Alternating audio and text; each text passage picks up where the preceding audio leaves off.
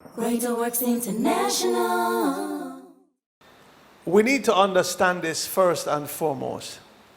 God's system doesn't work like a genie where we just rub the side of a vase and something happens. We need to understand that God's system is made up of principles and laws. Okay?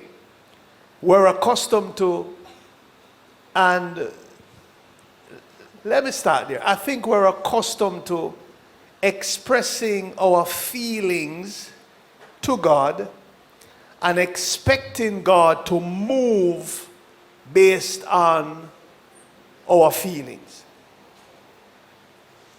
And because in several circles, church circles before, that was kind of the way to do it.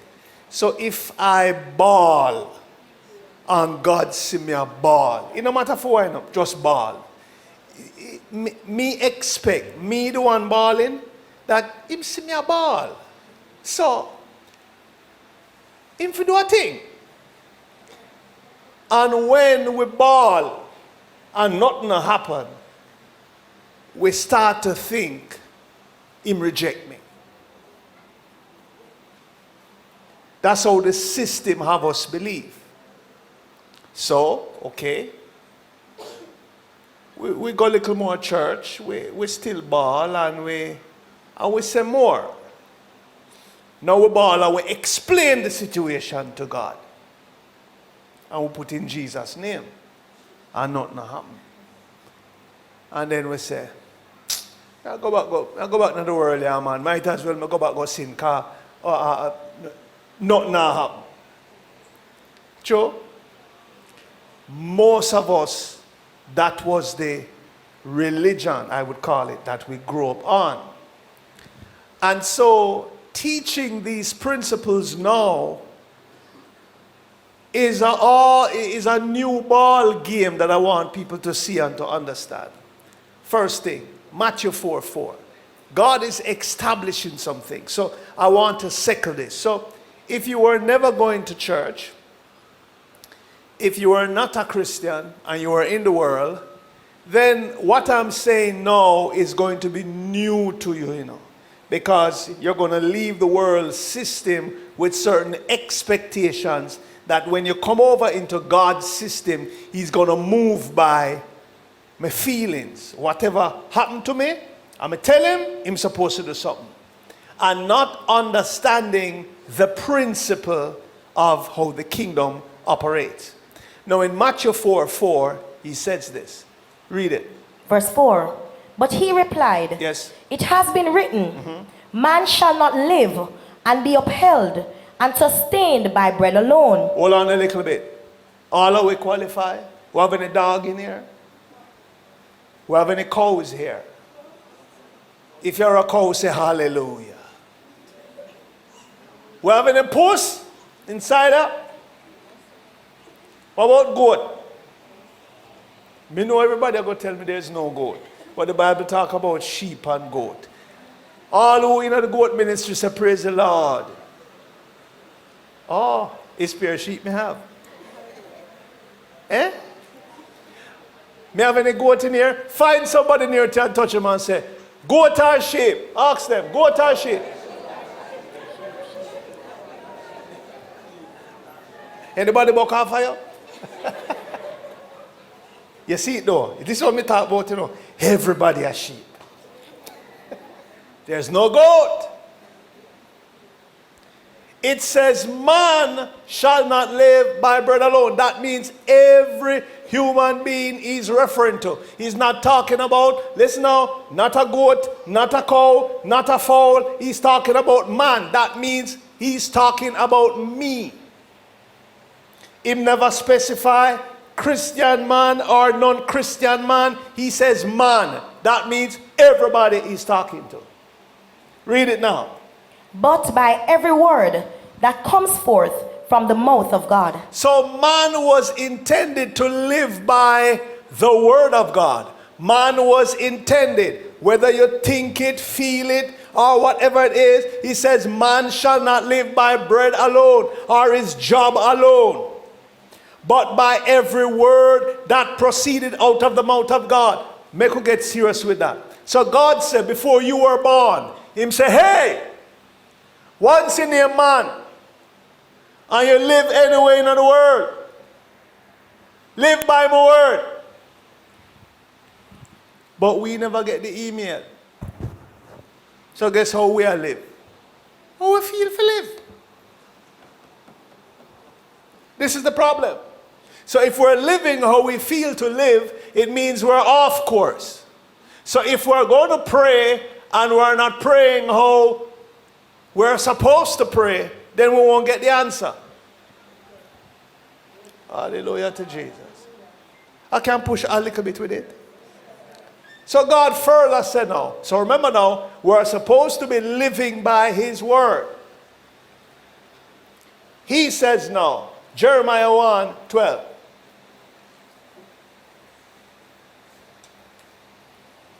So once I name man, and I live in the earth, I must live by what? The word of God. We're still talking about expectation. Developing expectation. Or how do I expect things from the God I can't see? I have to understand how he functions. Jeremiah 1:12. What he says now. Verse 12. Then said the Lord to me, Yes. you have seen well, for I am alert and active, watching over my word to perform it. Watching over your feelings. Look, watching over my word. Read that. No. Cannot be. Watching over my word. Look good if you don't say watching over your feelings. Watching over my word. Watching over your bad mind. Watching over my word. You're sure? Malice. Look if you don't say watching over your malice. Watching over my word to perform it. Oh, where I said to me, watch over him word. I think over my feelings. So I'm to my feelings. Me talking to you know. What happened to when I throw a tantrum? Is he watching over that? All right. What happened to when me have to say? Because you know, some of us say, what about what I feel, I say? Is he going to watch over what I say to perform it? Oh, they're not talking to me. Weird. Oh, no, I'm going to walk up and down inside here. Eh? Is he going to watch over your word? All right. I have one for you now. He must watch over this. Watch over the news. What if me listen to the news and it say all kind of things? Me just read it. Crash. How much mash up and there? Him going to watch over that? That means I can't pray that to him.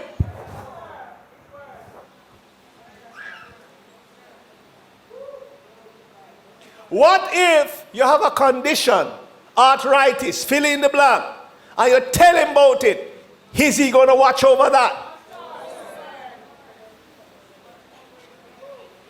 What if you go in church for 15 years? You serve on the choir, usher board. God must see that. And based on the years of service in church, 20 odd years. You know, long man stand up a door and usher people. Is God watching over that? I have one. What if I attend church, me no miss a service? I'm always there. But me no read. When I spend me busy, me no read all the while. Me no know no scripture, me no read. But I'm present. Pastor see me. What about that? Then if he watch over something, when him look down, he must see me there every day. Eh? He wouldn't see you. I sing pan the choir. He's watching over what? His word. His word to do what? Perform it. Let's go back to Hebrews 4:3 now. So if I should not live by bread alone, but by every word that comes out of his mouth, now I'm understanding that he watches over that to perform it. Hebrews 4:3. Verse 3. For we who have believed, adhered to, and trusted in, and relied on God, All right. do enter that rest. Okay, that rest is now his word is his rest. I'm going to rest in what he says. I'm going to rest in what he says because he watches over his word to perform it. Hallelujah. So let me use back. All right, let me use you now. So if this is God, if Rodney is God, and he watches over his word to perform it, and he says, man should not live by how him feel or his work or whatever it is alone, but by every word that come out of his mouth, because he watch over his word to perform it. And me now, speak his word, knowing that he said, him watch over him word to perform it, and also knowing in Titus 1:2, him say him not lie.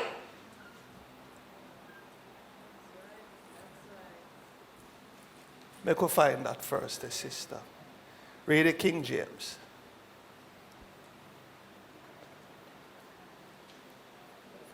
Titus 1:2. Read it. Verse 2. In hope of eternal life, which God, that cannot lie, Lie now and again. that cannot lie, Him tell you little something, but him not really straight with it. that cannot lie, God that cannot lie. What? promised before the world began. So okay. Him can't lie. Him say me not to live by bread alone, but by his word. And him watch over him word to perform it. And him can't lie. So what is the most important thing for me to have then when I come into the kingdom of God? Shout it. Bawl it out. His word. Not malice, not bad mind, not havoc. His word. Now if you do a survey in churches worldwide, this is the problem. Many Christians don't have no word.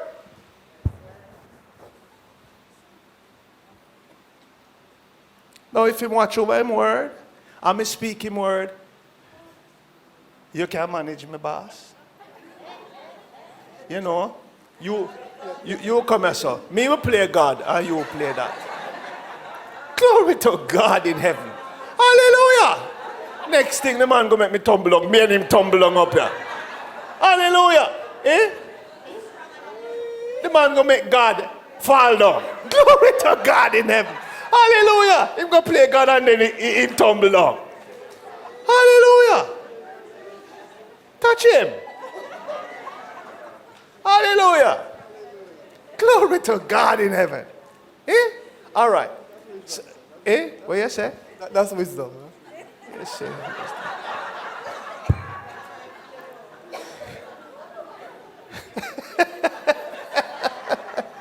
Hallelujah.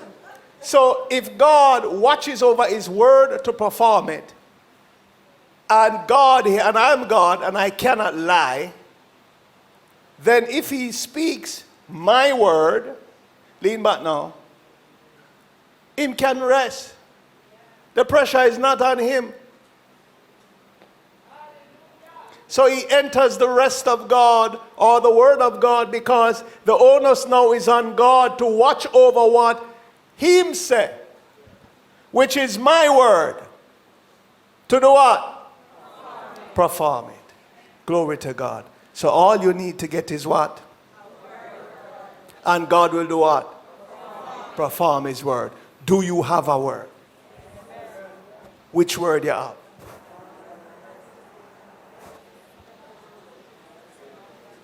Hallelujah. Whatsoever you're believing God for, get the word on it and say it.